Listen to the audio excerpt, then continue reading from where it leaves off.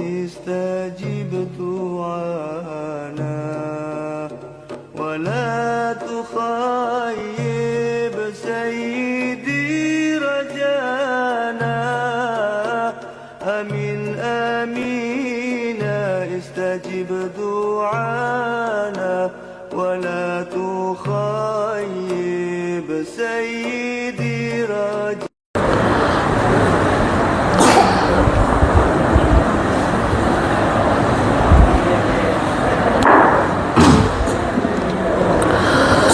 Assalamualaikum warahmatullahi wabarakatuh. Bismillahirrahmanirrahim. Alhamdulillahi nahmaduhu wa nasta'inuhu wa nastaghfiruh wa na'udzu billahi min shururi anfusina wa min sayyiati a'malina. من يهد الله فلا مضل له ومن يضلل فلا هادي له. قال رب اشرح لي صدري ويسر لي امري واحلل عقدة من لساني يفقهوا قولي وسدد لساني بحق نبيك محمد صلى الله عليه وسلم. اللهم صل وسلم على سيدنا محمد وعلى اله وصحبه. اما بعد. Ayyuhal ahbab al-'azza mustami'in wal mustami'at rahimakumullah.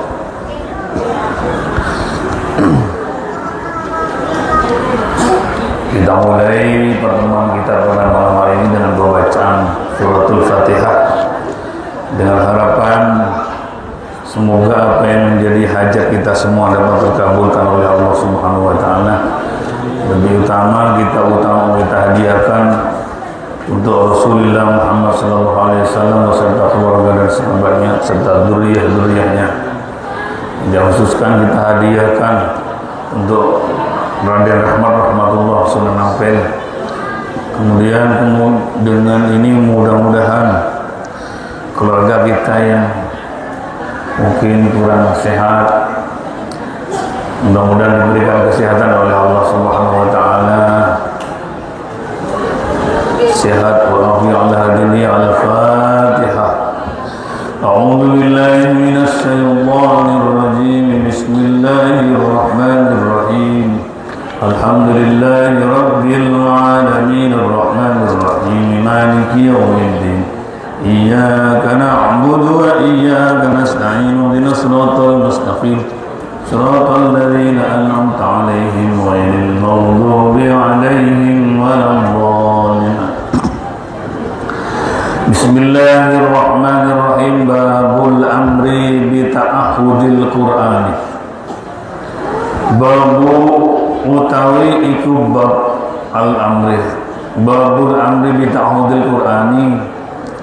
Bab kang merintah bi ta'ahudil Qur'ani kelawan merawat Al-Qur'an. Wa tahdiri lan mawas diri min ta'ridihi saking berpaling atau mengo saking Al-Quran lin nisyani krono lali. Artinya orang yang sudah hafal Al-Quran tidak diperbolehkan untuk melupakan apa yang menjadi hafalan itu. Maka orang-orang yang sudah hafal itu ada namanya at-takrir atau mengulang-ulangi untuk hafalannya agar supaya tidak sampai lupa. Kalau orang sudah pernah hafal kemudian lupa, itu dapat ancaman dari Allah.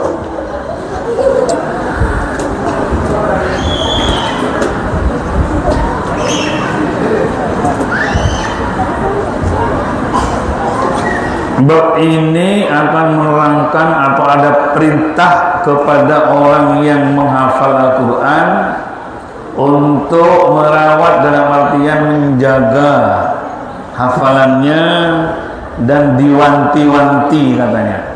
At-tahdzir diwanti-wanti min ta'ridihi lin nisyani Mungkin dikhawatirkan karena lupa. An Nabi Musa radhiyallahu anhu, diriwayatkan saking Abi Musa radhiyallahu anhu, Abi Musa anin Nabi saking Rasulullah Muhammad sallallahu alaihi wasallam, qala ngendika sapa Abu Musa,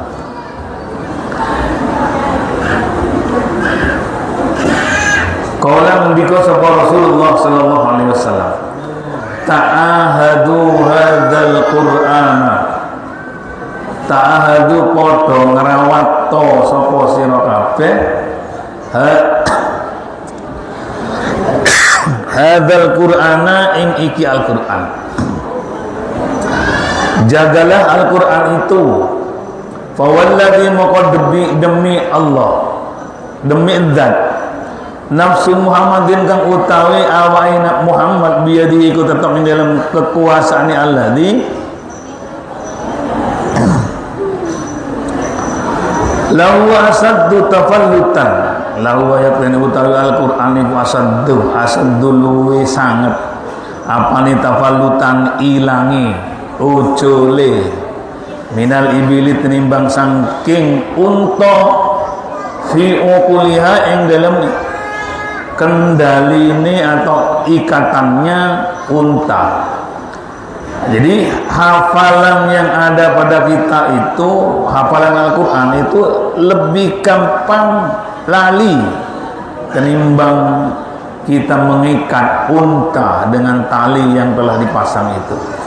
Artinya bahwa hafalan di Al-Quran itu gampang hilang. Dan di dalam Al-Quran itu banyak lafaz-lafaz yang mirip-mirip, kadang-kadang bisa salah di dalam hafalannya. Jadi agar supaya menjadi bacaan yang mutkin itu sudah hafal bab sekian, halaman sekian, 3 baris dari atas sebelah kanan, itu namanya mutkin. Jadi rawatlah Al-Quran itu, jagalah Al-Quran ini, kata Nabi Muhammad, demi Allah, ya di mana jiwaku, kata Nabi Muhammad, itu ada pada genggamannya, ada pada kekuasaannya, bahwa Al-Quran itu lebih sangat, artinya lebih cepat lepas atau hilang daripada unta yang diikat. Padahal unta itu punya tenaga, tapi kalau sudah diikat tidak mungkin bisa hilang. Sedangkan Al-Quran, ikatan Al-Quran supaya tidak hilang adalah diulang-ulang. Seperti Rasulullah Muhammad sallallahu alaihi wasallam, kan Nabi Muhammad itu memang hafal ya yang punya Al-Quran, tapi setiap tahun harus nyetor kepada malaikat Jibril, didengarkan oleh malaikat Jibril bacaannya.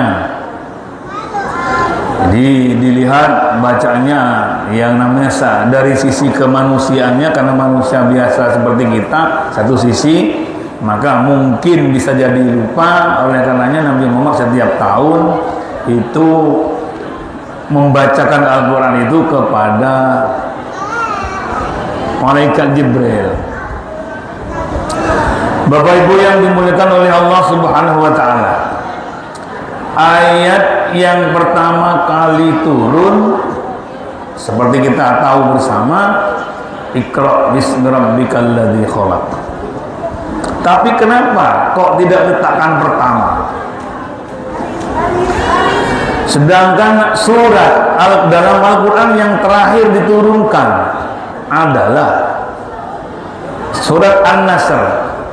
Idza jaa nasrullahi wal fath wa ra'aitan nasa yadkhuluna fi dinillahi afwajan fasabbih bihamdi rabbika wastaghfir. Itu surat yang terakhir diturunkan di dalam Al-Quran. Tapi kenapa kok tidak diletakkan paling belakang? Bahwa susunan di dalam Al-Quran itu surah Al-Fatihah dulu, surah yang kedua surah Al-Baqarah, yang ketiga surah dan seterusnya, itu namanya tauqifi. Tauqifi itu adalah aturan yang diatur oleh Allah melalui malaikat Jibril. Iki Fatihah letakkan pertama, itu namanya tauqifi. Apa tauqifi? Diatur langsung oleh Allah. Walaupun turunnya Yang pertama adalah Iqra bismi rabbikal ladzi khalaq. Kalau secara surah yang diturunkan terakhir adalah idza ja'a nasrullahi wal fath. Kalau secara ayat banyak khilaf ulama, itu ada yang menyatakan yang paling terakhir ayat yang diturunkan adalah al-yauma akmaltu lakum dinakum wa atmamtu alaikum ni'mati wa raditu lakumul Islam madina. Itu ada yang berpendapat demikian.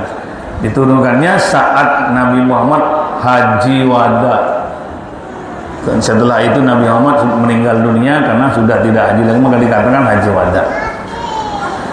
Penempatan ayat surat urutan ke-1, 2 sampai 114 itu adalah tatanan atau ketentuan dari Allah Subhanahu wa taala melalui malaikat Jibril diatur, kemudian dicetak. Yang pertama kali urutan pertama adalah suratul Fatihah, surah Al-Baqarah, dan seterusnya, terakhir surat An-Nas.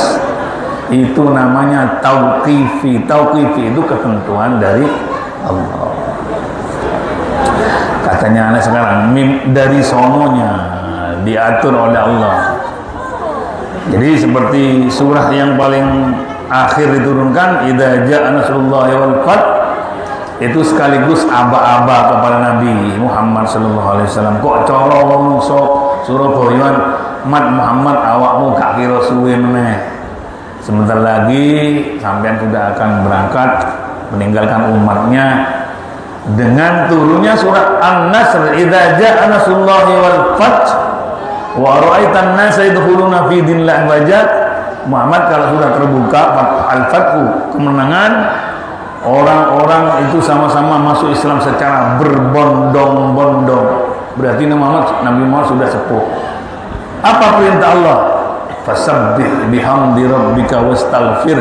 Walaupun Nabi Muhammad itu dijamin masuk surga, tapi masa-masa tuanya di akhir menjelang akhir hayatnya Nabi diperintah oleh Allah fasabbih bihamdi rabbika wastaghfir, sing akeh maca tasbih bihamdi rabbika dan memuji kepada Allah, wastaghfirhu dan mintalah ampun kepada Allah. Padahal Nabi Muhammad sallallahu alaihi wasallam, ada guyonan Bapak Ibu, kalau ada seorang sudah sepuh ternyata tadi malamnya mimpi membaca idza ja'a nasrullahi wal fath, itu aba-aba, sebentar lagi dia pulang. Guyon karena Nabi Muhammad di akhir hayatnya menjelang meninggalnya itu turun ayat itu idza ja'a nasrullahi wal fath, sudah kemenangan dan penaklukan kota Mekah sudah telah terjadi. Kemudian wa ra'aitan nas yadkhuluna fi dinillahi afwajan, orang-orang pada saat itu sudah banyak Islam yang berbondong-bondong, orang Mekah, orang Madinah masuk Islam, sudah banyak yang percaya, berbondong-bondong. Fasabbih bihamdi rabbika wastaghfirhu, maka bertasbihlah. Rasulullah suruh bertasbih bihamdi rabbika, dan baca alhamdulillah hamdalah, wastaghfirhu dan beristighfarlah.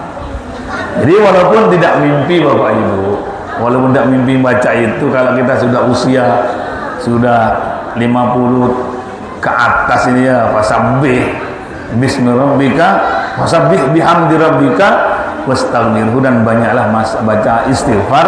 Karena satu lembar, dua lembar, satu helai, dua helai rambut yang uban berarti itu sudah mulai permisi, itu aba-aba sebentar lagi mesti pulang itu. Oleh karenanya di usia yang 55 ke atas atau 50 ke atas, apalagi yang 60, ya fasabbih bihamdi rabbika wastaghfir, banyak baca tasbih, karena tasbih itu bisa memberatkan timbangan. Bihamdi rabbika, dan membaca hamdalah, alhamdulillah kepada Allah, memuji kepada Allah karena nikmat-nikmat yang selama hidup telah diberikan kepada kita, tidak terhitung jumlahnya. Terakhir wastaghfirhu, dan beristighfarlah. Kalau sudah usia 63 tahun seperti Nabi itu, sudah dituruni ayat atau surah yang seperti itu. Satu ciri Bapak Ibu, ini ilmu titen, bukan ilmu di kitab. Kalau ada seorang yang sudah sukses, perjuangannya sukses, ekonominya sukses, itu menandakan Fasabbih bihamdi rabbika wastaghfirhu. Biasanya banyak begitu Bapak Ibu. Kalau sukses semuanya meninggal biasanya. Kiai sudah sukses, maka di Sememi itu Pondok Al-Fatih itu ya, dalam 1 tahun itu tokohnya 3 meninggal dunia. Seperti apa ya, tapi ada masih banyak apa namanya penerusnya, tapi karena dianggap sukses, ibadahnya sukses, pondok pesantren sukses, kayak Nabi Muhammad wis fasabbih bihamdi rabbika wastaghfirhu innahu kana tawwaba. Dah, jadi kembali kepada permasalahan. Hadis yang berikutnya an Ibnu Umar diriwayatkan saking Abdullah bin Amr bin Umar, kalau setelah Umar itu tidak ada wawunya namanya Umar bin Khattab, tapi kalau setelah Umar itu ada wawu itu masih Amr yang lain, bukan Umar tapi Amr. Ini Umar, Abdullah bin Umar adalah putranya Sayyidina Umar yang namanya Abdullah, meriwayatkan hadis ini. Radhiyallahu anhuma, mugi-mugi ngridani sapa Allah anhuma saking Abdullah dan Umar. Meriwayatkan anna Rasulullah ing setuhune Rasulullah sallallahu alaihi wasallam qala iku ngendika sapa Rasulullah, innama ing pangandikan innama masalu sahibil Quran, innama masalu sahibil Quran, angin pasti ini utawi sepadane wong kang anduweni Al-Qur'an. Angin pasti ini sepadane utawi sepadane wong kang anduweni Al-Qur'an iku kamatsalil ibili, kaya umpamane unta al-muaqqalati kang den cancang, kang den talene. Al-Quran itu bagi orang yang hafal itu bagaikan unta yang sedang diikat. In ahada alaiha amsakaha, in ahada lamun ngeramut sopo wong alaiha ing atasi al-ibilil muaqqala amsakaha, moko ngantengaken sopo wong sahib ha ing al-ibil muaqqala, wa in atlaqaha lamun ngelepas sapa wong ha ing al-ibil muaqqala dhahabat, moko budal atau hilang apa al-ibil muaqqala. Jadi hafalan di dalam Al-Quran itu, orang yang menghafal Al-Quran diibaratkan oleh Rasulullah sama dengan unta yang diikat. Kalau tidak diulang-ulang maka hafalannya akan hilang. Sama dengan unta yang gak dirawat, gak ditalin, gak opo, ya akhirnya bisa hilang. Jadi artinya saking gampangnya hilangnya bacaan kalau belum mencapai derajat al-mutqin. Mutqin itu Bapak Ibu seperti Ustaz Adi Hidayat, halaman sekian sebelah kanan atas hafal semua itu. Ada lagi yang dites mundur dari halaman 300 sekian baca 3 lembar sebelumnya, itu hafal betul, itu namanya al-mutqin. Tapi walaupun sudah mencapai tingkatan al-mutqin maka masih tetap diulang agar supaya bacaan yang dihafal itu tidak hilang.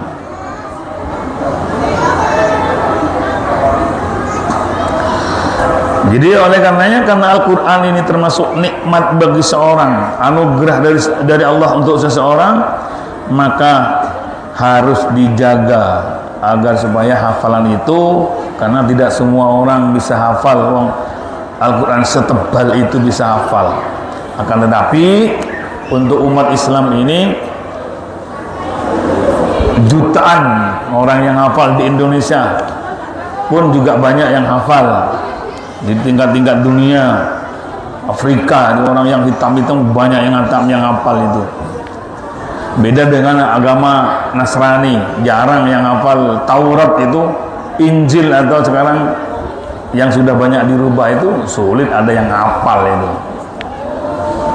Alhamdulillah di dalam Al-Quran, di dalam Islam ini banyak orang, walaupun kita bukan orang Arab, tapi banyak yang hafal, bahkan tafsirannya, bahkan pemahamannya orang Indonesia termasuk orang yang dipertimbangkan tentang ilmu Al-Qurannya.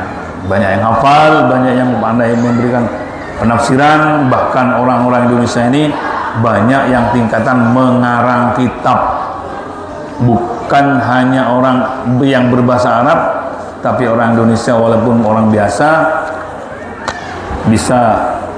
bahkan bisa melebihi, lebih alim dari orang-orang Arab. Bahkan banyak orang Indonesia dulu punya santri di Masjidil Haram, santrinya orang Arab seperti Syekh Nawawi Al-Bantani, Syekh Yasin Al-Padani, kemudian Syekh Khalil Al-Bangkalani itu dulu pernah menjadi guru di Masjidil Haram. Bahkan ada yang menjadi muftil Haramain, padahal orang-orang Indonesia. Lanjutkan, jadi kembali Bapak-bapak dan Ibu sekalian bahwa Al-Quran itu begitu mulianya sehingga ketika hafal maka tidak diperkenankan atau jangan sampai hilang hafalannya, karena Nabi menyatakan, mengibaratkan bahwa hafalan Al-Quran yang ada di hati-hati orang yang hafal Al-Quran itu sama ibaratnya dengan unta. Kalau enggak dirawat berarti sama dengan unta yang tidak diikat, akhirnya bisa hilang.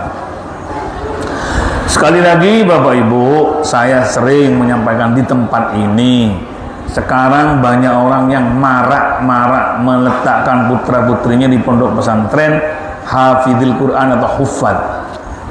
Bagus dan cap jempol dua belah tangan. Tapi kami berharap jangan tinggalkan syariatnya, dalam artian jangan tinggalkan untuk mempelajari fikihnya. Karena ketika hafal Al-Quran tapi tidak tahu, tidak belajar tentang ajaran-ajaran atau mazhab-mazhab yang mesti kita lakukan atau mesti kita lakukan dalam ibadah, kalau cuma hanya Al-Quran saja, maka nanti kurang benar cara wudhunya, kurang benar sholatnya, kurang benar. Kenapa? Tidak belajar fikih, tidak belajar syariat-syariat yang diajarkan oleh Rasulullah, tentunya melalui mazhab masing-masing. Alangkah baiknya setelah pandai baca kitab kuning, sudah banyak memaham tentang fikih dan usul-usul fikih, maka kemudian hafal Al-Quran, ini cakep banget katanya anak-anak. Salawis pinter baca kitab, hafal Quran, wah kita pahit.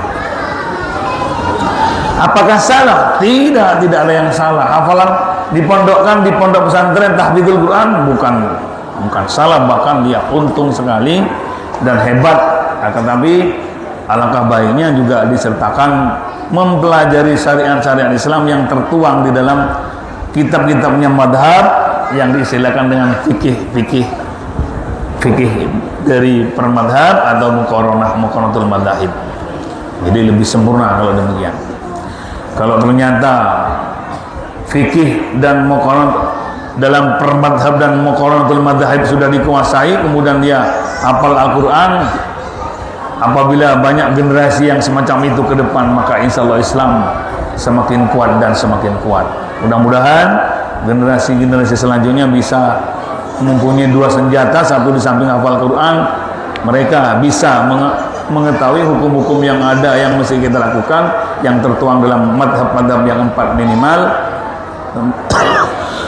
Tentunya harus bisa mengetahui muqaronatul madhahib sebagai solusi daripada hukum-hukum yang terjadi. Mungkin sulit solusinya kalau dalam satu madhab, maka harus ada muqaronah di dalam peribadatan itu. Dilanjutkan, babu istihbabi tahsinis sauti bil Qur'ani, utawi iki bab istihbabu tahsinis saut, sunnahnya bagusaken suara bil Qur'ani kelawan Al-Quran. Bab ini akan merangkan disunnahkannya memperindah bacaan Al-Quran, seperti Muammar ZA. Kemudian banyak sekali qurra legendaris di Indonesia ini, dan sekarang bermunculan anak yang masih umur seusia SD sudah juara di internasional. Mereka dengan suara yang dianugerahkan oleh Allah kepadanya membaca Al-Quran dengan baik, dan memang dianjurkan oleh Rasulullah Muhammad SAW. Semua Rasulullah menyatakan, Iqra'ul Qur'ana biluhunil Arabi. Bacalah Al-Quran itu dengan cara lagu-lagu yang dibaca oleh orang Arab. Nanti kita bahas seperti apa luhunul Arab, seperti apa lisan-lisan Arab yang mengucapkan dengan Al-Quran dengan baik, yang mesti kita tiru. Nanti kita bahas. Sebab ada orang yang membacakan Al-Quran bukan luhunil Arabi, bukan dengan cara baca para orang Arab, tapi kadang apa Pak ya, di model-model suaranya dewe. Ada baca Al-Quran langgam Jawa.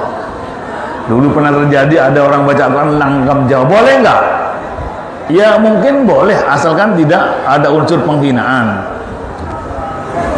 Al-Quran dibaca seperti kidung itu Pak, kayak ludruk itu, ketoprak nih loh. Ya apakah kurang ajar saya, kurang paham saya itu. Bacanya Al-Quran tapi lagunya lagu ketoprak nih. Asalkan bacanya tidak sampai merusak kemana-mana ya nggak masalah. Tapi perintah Rasul bukan Iqra'ul Qur'ana biluhunil ketoprak, kan enggak ya. Tapi biluhunil Arab, baca Al-Quran dengan langgam Arabi, langgam Jawa, tidak ada perintah. Karena di sini nanti dibahas yang dimaksud dengan tahsinus saut itu adalah biluhunil Arabi, bukan ala langgam Jawa Bapak Ibu. Jadi dari perintah hadis semacam itu berarti ada semacam kontradiktif dengan adanya perintahnya Nabi Iqra'ul Quran biluhunil Arab wa aswatiha, dengan suara-suara yang ya gampangnya tirulah orang-orang Arab ketika baca Al-Quran.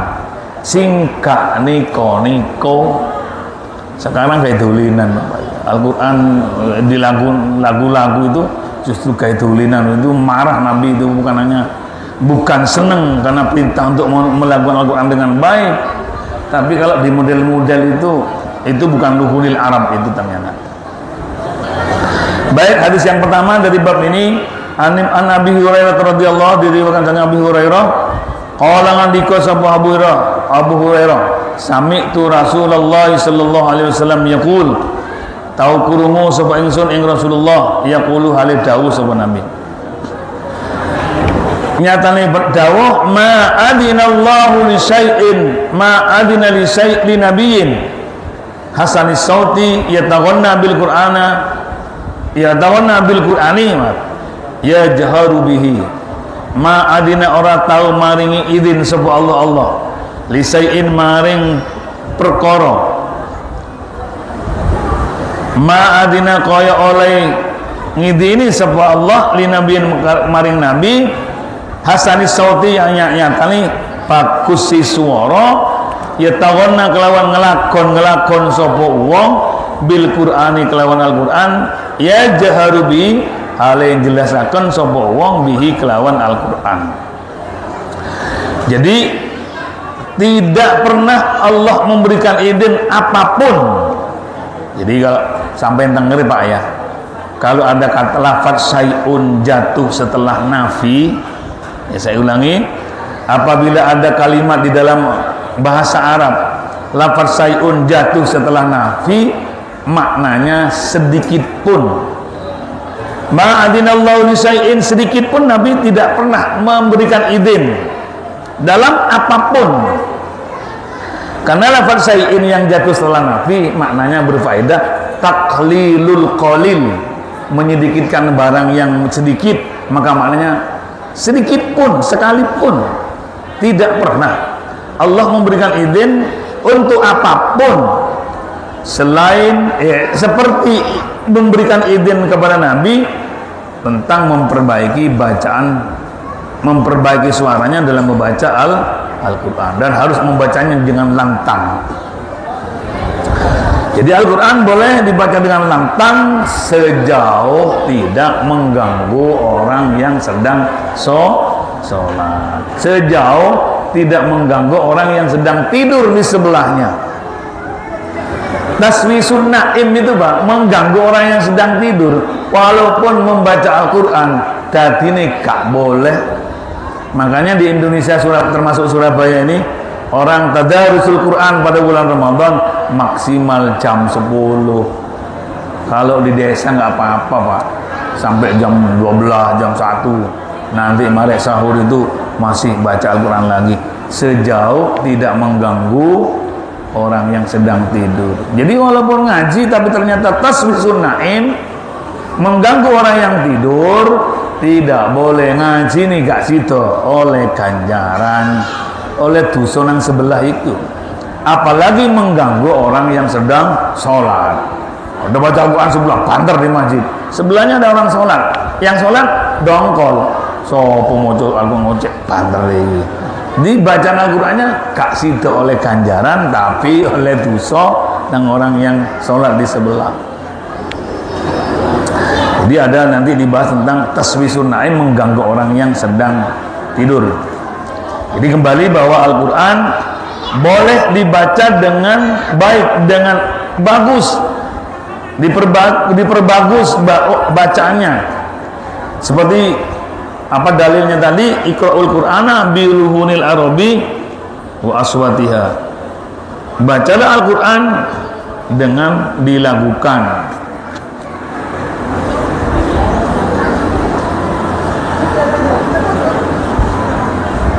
Wa iyyakum waluhuna ahlil fusqi wal kabairi. Hati-hati kamu, jauhilah membaca Al-Quran dengan luhun atau lagu-lagunya orang fasik. Bacalah Al-Quran dengan luhun lagu-lagu orang Arab dan suara-suaranya, dan jauhilah atau hati-hati wa iyyakum waluhuna ahlil fusqi. Cara membacaannya Al-Quran oleh orang-orang fasik. Siapa orang-orang yang fasik? Membaca Al-Quran adalah orang yang membaca Al-Qurannya tetap di lagu sama, tapi lagunya cara saya gitu, pola-pola, gaya-gaya. Padahal Al-Quran digawe guyonan, suaranya enak banget nih, tapi dibuat mainan. Artinya luhuni ahlil fuski wal kabairi, lagu-lagu yang dilakukan oleh orang yang ahli berbuat dosa besar. Fa innahu saji'u aqwamun min ba'di, kata Nabi, karena suatu saat nanti akan datang kelompok atau kaum setelah aku nanti tidak ada. Orang itu yarji'unal Qur'ana tarji'al-gunna, orang yang membaca Al-Quran sebagaimana orang yang melakukan dengan cara orang-orang penyanyi. Berarti sekarang begini Bapak Ibu, apa batasannya lagu-lagu Arabi yang diperintah oleh Nabi? Apa juga bacaan lagu-lagu, bukan lagu dalam Al-Quran maksudnya, tapi yang menurut cara-cara orang fasik, ada orang-orang pelaku dosa besar. Berarti Al-Qurannya dibaca di lagu-lagu, betul, seperti Bayati, Husaini, kemudian Rusta'alan Dawa dan lain sebagainya, dilakukan, dibaca itu Al-Qur'anul Arab itu, tapi caranya kurang hormat, caranya buat main-mainan, sehingga namanya itu bacanya cara orang fasik membaca Al-Quran. Nabi memprediksikan nanti suatu saat akan datang kaum atau bangsa atau masa, mereka akan membaca Al-Quran dengan kayak main dolinan, kayak tulinan, dibuat guyonan. Padahal lagunya lagu seperti itu tadi, Nahwan, Rusta'alan Nawa, Jawabul Jawab dan sebagainya, tapi dia buat mainan. Dan sepertinya sudah sampai prediksi Nabi itu. Saya melihat di YouTube itu ada orang yang suaranya enak tapi kayak guyonan. Katanya orang Madura, cangkolang Pak itu. Al-Quran kayak tulinan, lagu betul, lagunya bagus tapi kayak mainan. Bukan khusyuk, bukan itba'an lir Rasul, bukan ittiba' lir Rasul, bukan mengikuti perintah Nabi membaca Al-Quran dengan baik, yaitu biluhunil Arab. Seperti itu prediksi Nabi Muhammad SAW. Jadi boleh Al-Quran dibaca, bahkan diperintah oleh Nabi dengan bacaan yang baik. Ya kalau bacanya Pak, karena suaranya orang itu beda-beda Pak. Ada yang suaranya wena, masih moco pelan biasa-biasa, wena teman. Ada yang bacanya peteng-peteng itu gak enak tambahan. Karena itu adalah rezeki dari Allah, anugerah dari Allah. Seperti guru kami Ustaz Al-Mahfurlah, Ustaz Kiai Basori Ali Malang itu, beliau bilang begini, suaranya menungso yang modawi wajah yang menungso, wajah itu sing ganteng, itu sing elek. Sing ganteng itu gak pati angil rawatani, diwedai didik ayu ya. Tapi sing elek tetap ya paling tidak diwedai lah karena suara juga demikian, walaupun suaranya gak enak tapi nanti dihiasi dengan tajwid tadilan enak ya. Kata beliau begitu. Siapa ini karena bagaimanapun adalah anugerah dari Allah Subhanahu wa taala. Jadi membaca Al-Qur'an walaupun gak enak, tapi yang penting adalah cara bacanya sesuai dengan apa yang diajarkan oleh ulama-ulama atau guru-guru kiai-kiai kita itu. Sehingga Al-Qur'an dibaca dengan lamban, tartil, tahqiq dan seterusnya seperti dijelaskan kemarin. Sehingga bacaannya betul-betul bisa dipaham. Kalau dibaca panter ya orang paham, Pak. Lanjutkan Nabi Musa al-Asy'ari. Nabi Musa al-Asy'ari suaranya enak, Pak, cari ini.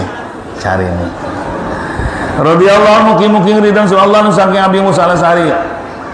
Anna Rasulullah sallallahu alaihi wasallam sebelum Rasulullah iku kala ngendika sapa Nabi lahu maring Abu Musa al-Asy'ari.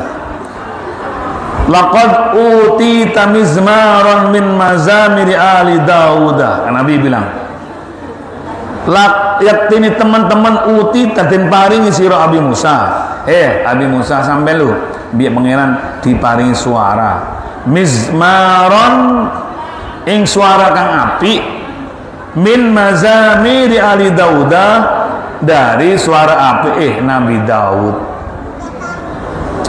Nabi Daud itu suaranya, Pak, walau ya yang terkenal Nabi itu di sini dijelaskan semua Nabi yang diangkat oleh Allah mulai dari Nabi Adam sampai Nabi terakhir itu rata-rata orang yang ganteng, Pak. Tidak ada Nabi jelek. Dan Nabi itu di samping wajah yang ganteng, suaranya rata-rata suaranya bagus. Ini dijelaskan. Jadi semua Nabi yang manusia maksudnya yang diangkat menjadi Nabi dan Rasul rata-rata ganteng dan suaranya bagus semua. Tapi yang menonjol itu yang paling baik suara dari semua Nabi adalah Nabi Muhammad. Nabi Muhammad itu sampai ngaku sendiri, ana afsahu man nataqa bid-dhat. Paling fasih ngomong bot itu saya, kata Nabi. Tidak ada yang sama dengan saya.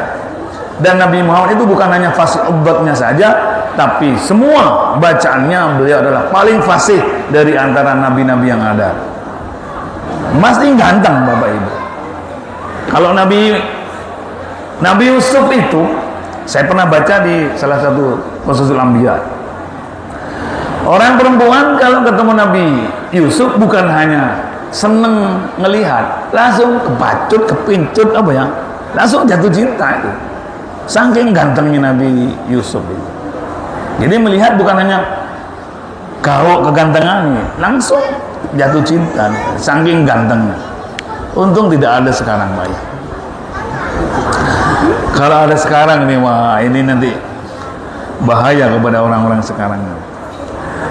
Baiklah Bapak Ibu yang dimuliakan oleh Allah Subhanahu wa taala, sekali lagi bahwa Al-Qur'an ini perlu dirawat, perlu diopeni, ojo sampai hilang. Apa yang menjadi hafalan bagi kita jangan sampai hilang, jangan sampai lupa. Dan sekali lagi bahwa Al-Quran yang sudah kita hafal walaupun surat-surat pendek beberapa surat itu adalah merupakan satu lampu di dalam tubuh manusia. Nabi menyatakan bahwa orang yang di dalam tubuhnya tidak ada hafalan Al-Qurannya, gelap rumahnya itu, bagaikan rumah yang tidak ada lampunya. Jadi walaupun hafal ya kulhu inna a'tayna ya sampai open itu lampu kita itu. Semakin banyak yang dihafal semakin teranglah tubuh kita dengan cahaya. Dan orang yang tidak pernah menghafal satu surat dalam Al-Quran, satu surat pun, maka bagaikan bangun yang gelap tidak ada lampunya. Mudah-mudahan yang surat-surat yang pendek yang kita hafal itu bisa menerangi jiwa-jiwa kita. Amin Allahumma amin. Jadi walaupun dia inna a'tayna hafal kabeh, ojo lali, itu adalah lampu kita di dalam tubuh. Ada orang yang nggak hafal sama sekali itu, Pak ya. Ada itu. Jadi kalau nggak hafal sama sekali berarti tubuh kita tidak ada lampunya. Demikian mudah-mudahan anak-anak kita, cucu-cucu kita, keturunan kita menjadi ahlul Quran, menjadi orang yang hafal-hafal Quran, orang yang bisa mengamalkan kandungan-kandungan Al-Quran sehingga dalam hidupnya sudah diterangkan dalam Al-Quran dan pada akhirnya nanti hari kiamat akan mendapatkan syafaat Al-Quran. Amin Allahumma amin. Ala hadiniyah wa ala kulli nadin salih. Al-Fatihah. A'udzubillahi minasyaitonir rajim. Bismillahirrahmanirrahim. Alhamdulillahirabbil alamin arrahmanirrahim. Iyyaka na'budu wa iyyaka nasta'in. Sekian, assalamualaikum warahmatullahi wabarakatuh.